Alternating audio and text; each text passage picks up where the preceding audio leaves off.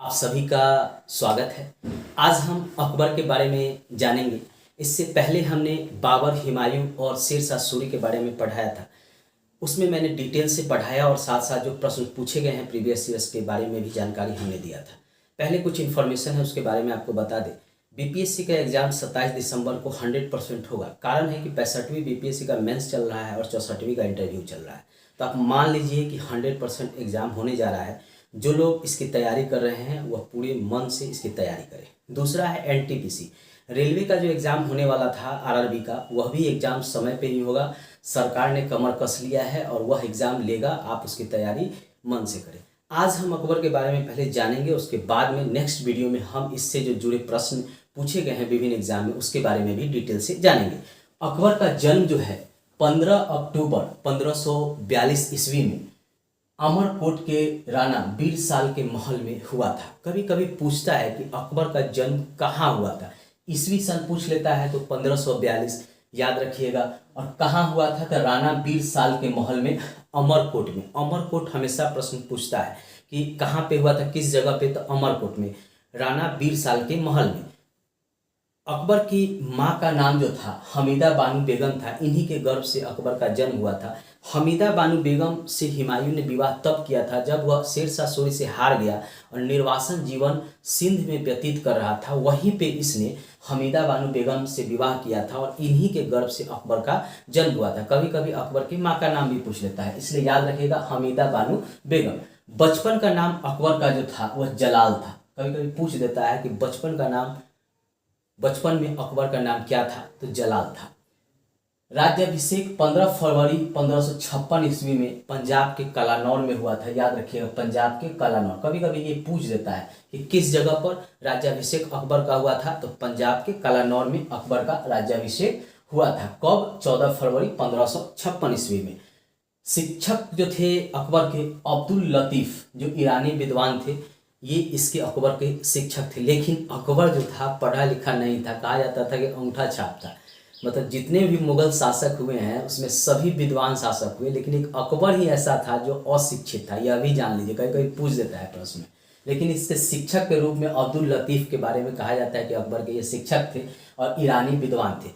अकबर जब राज्याभिषेक हुआ था उसका, और जब वह गद्दी पे बैठा था तो उसने एक उपाधि लिया था। उपाधि था जलालुद्दीन मोहम्मद अकबर बादशाह गाजी। कभी कभी अकबर के द्वारा जब गद्दी पर बैठा जाता है और जो उपाधि लिया जाता है उसके बारे में प्रश्न पूछता है, तो याद रखिएगा जलालुद्दीन मोहम्मद अकबर बादशाह गाजी। जितने भी बादशाह हुए हैं मुगल सल्तनत में, जितने, चाहे वह बाबर हो, हुमायूं हो, या अकबर हो, या जहांगीर हो, या शाहजहां हो, चाहे औरंगजेब हो, इन सभी ने जब गद्दी पर बैठा तो कोई ना कोई उपाधि लिया है। उस उपाधि से भी प्रश्न पूछता है। खासकर अकबर और औरंगजेब ने जो उपाधि लिया हो तो बार बार पूछा जाता है। तो याद रखिएगा जलालुद्दीन मोहम्मद अकबर बादशाह गाजी इसके संरक्षक था। चूंकि जब इसके पिता की मृत्यु हुई थी तो कहा जाता है कि यह 14 से 15 वर्ष के बीच का था, यानी यह 14 वर्ष से कुछ ज़्यादा उम्र का था।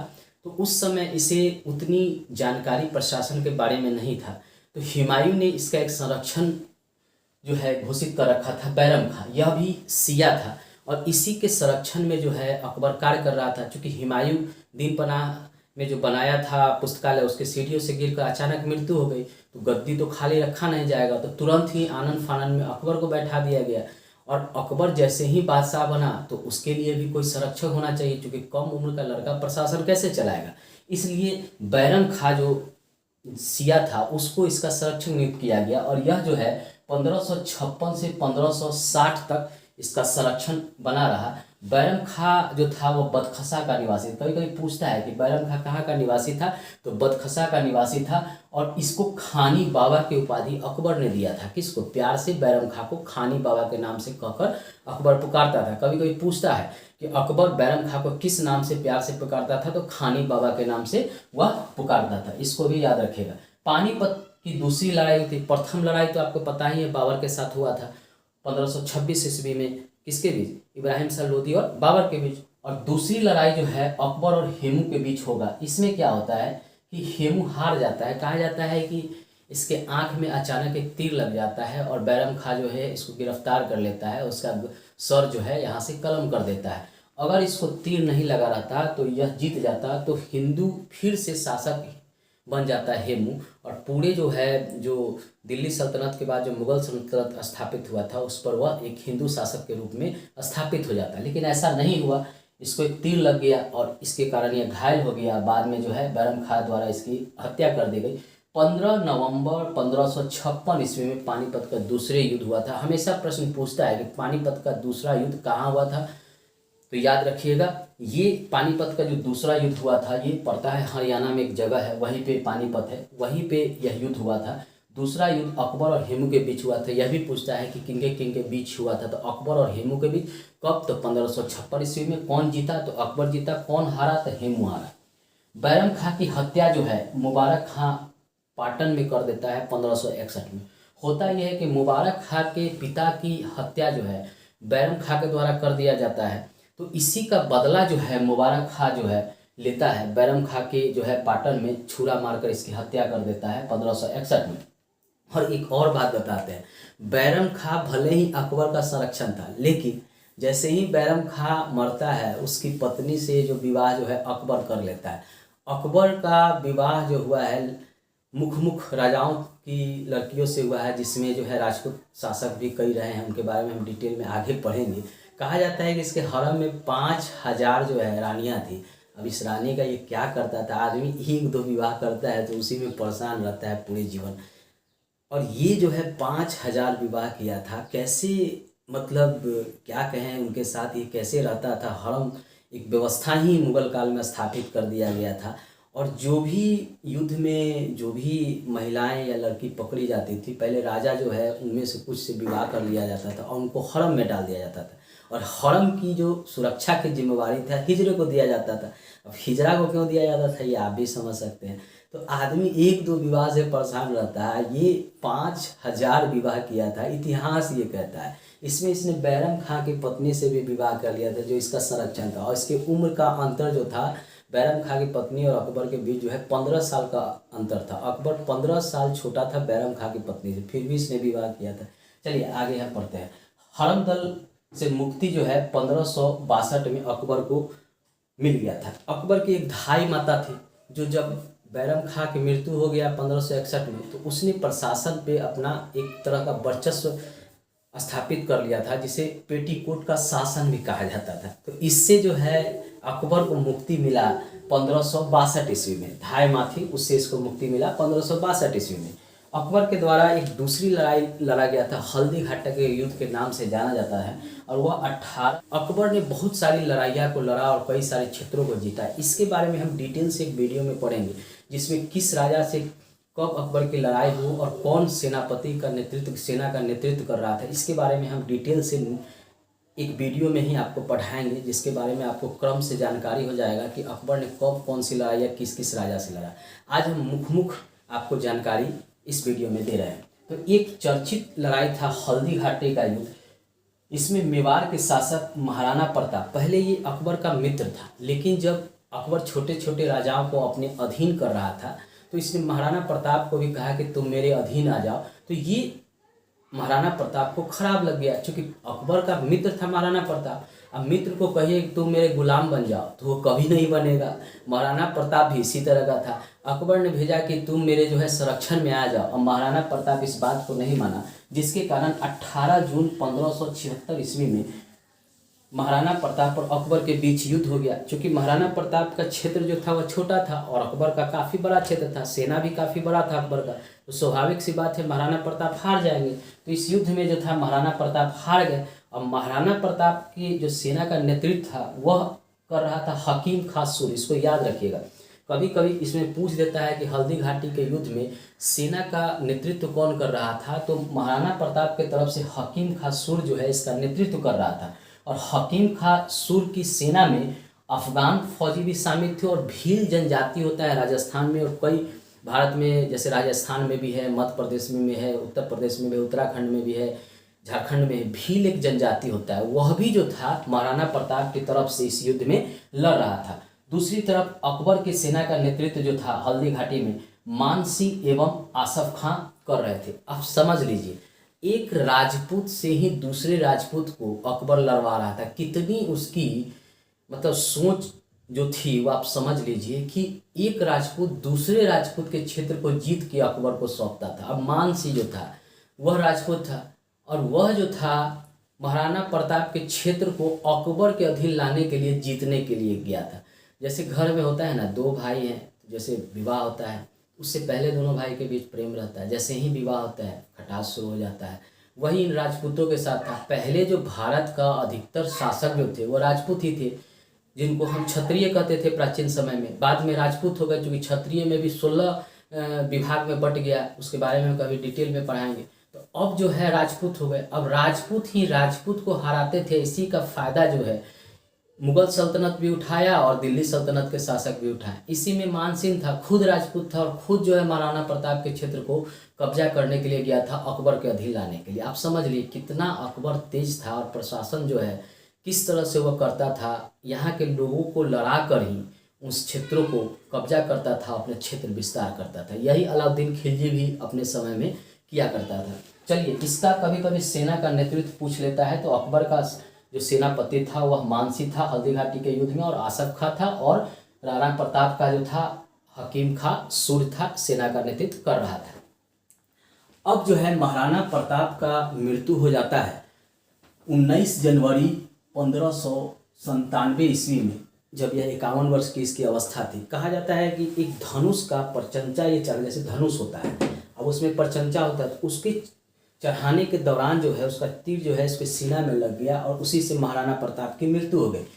कभी कभी कब मृत्यु हुई तो इसका कालक्रम पूछ लेता है, तो याद रखिएगा। हाँ, जब हल्दी घाटी का युद्ध महाराणा प्रताप हार गया था तो अपना एक राजधानी बनाया था डुगुरपुर के निकट चावर में, इसने अपना नया राजधानी बनाया था। कभी कभी पूछ देता है कि हल्दी घाटी के युद्ध में हारने के बाद महाराणा प्रताप कहाँ अपना राजधानी दूसरा बनाया था, तो डुगुरपुर के निकट चावर। चावर प्रश्न में पूछा जाता है, तो इसको याद रखिएगा। राजस्थान पीसीएस होता है, राजस्थान में कोई टीचर का एग्जाम होता है, उसमें ये महाराणा प्रताप के बारे में बड़ी डिटेल में प्रश्न पूछे जाते हैं, जिसमें ये जो है चावर भी पूछ लेता है कि हल्दी घाटी में हारने के बाद महाराणा प्रताप ने दूसरी राजधानी कौन सा बनाया था, तो चावर बनाया था। इसको याद रखिएगा।